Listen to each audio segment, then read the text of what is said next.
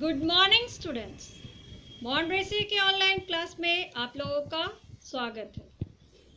आज स्टैंडर्ड 6 में आप लोगों को मैं बुक एक्सरसाइज कराने जा रही हूँ, जिसके आधे भाग को मैंने आप लोगों को कल करा दिया था।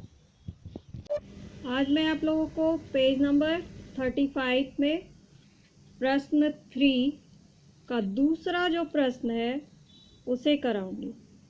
3 का देखिए, पहला प्रश्न आपका ये था, निर्देशानुसार नीचे लिखे शब्दों के तत्सम तद्भव रूप लिखिए। इसे मैंने आप लोगों को कल पूरा लिखवा दिया था। उसके बाद इसमें दूसरा प्रश्न है, निम्नलिखित तद्भव शब्दों के उचित तत्सम शब्द पर सही का चिन्ह लगाइए।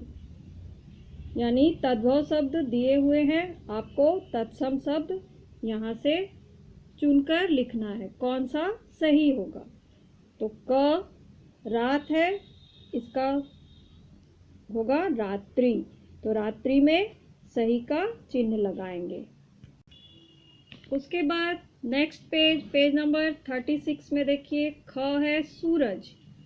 सूरज में हम लोग सही का निशान किस में लगाएंगे? सूर्य। और ग आँख, आँख का होगा अच्छी, अच्छी में सही का निशान लगाएंगे। इसके बाद नेक्स्ट है मोर, मोर का मयूर। तो तत्सम और तद्भव शब्द मैंने आप लोगों को कल बताया था, उसी के अनुसार हम लोगों ने यहाँ पर निशान लगाए हैं। अब नेक्स्ट देखिए, आपका नंबर 4 क्या है? नंबर 4 है, नीचे लिखी पद्य पंक्तियों को गद्य में बदलिए। पद्य पंक्तियों को गद्य में बदलना है। अब ये पद क्या होता है और गद्य क्या होता है, इसे आपको अगर जानना है तो यहाँ पर नंबर 4 जो यहाँ से शुरू होता है उसको मैं एक बार रीड कर रही हूँ, आप लोग ध्यान से सुनिए।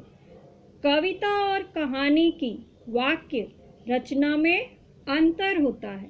कहानी या गद्य लिखते समय कर्ता, कर्म और क्रिया के क्रम को ध्यान में रखा जाता है। यानी आप जो वाक्य बनाएंगे उसमें कर्ता, क्रिया और कर्म को आपको ध्यान में रखना होता है।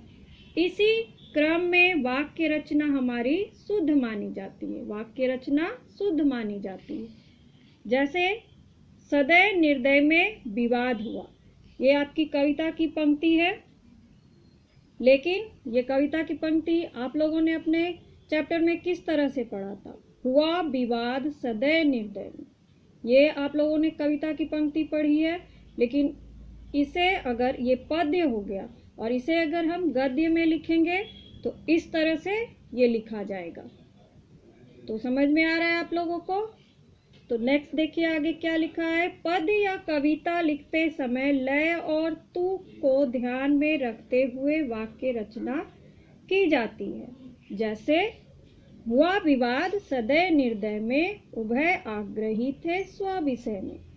यानी तुक मिलाते हुए हमें वाक्य को लिखना होता है, किसमें? कविता में। और कविता क्या है?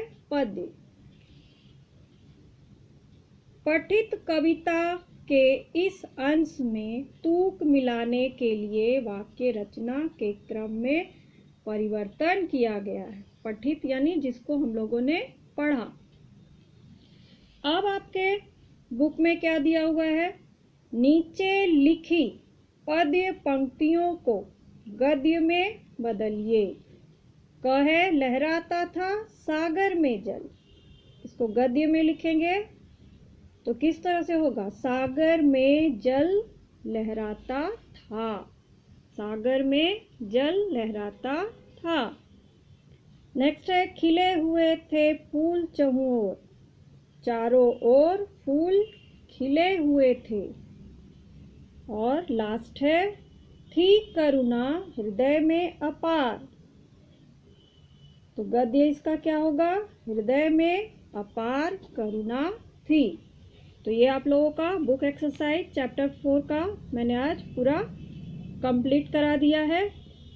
आशा है आप लोग अच्छी तरह से इसे अपने बुक में लिखेंगे। आज आप लोगों का होमवर्क स्पेलिंग का ही है, रिवाइज चैप्टर 3। Thank you.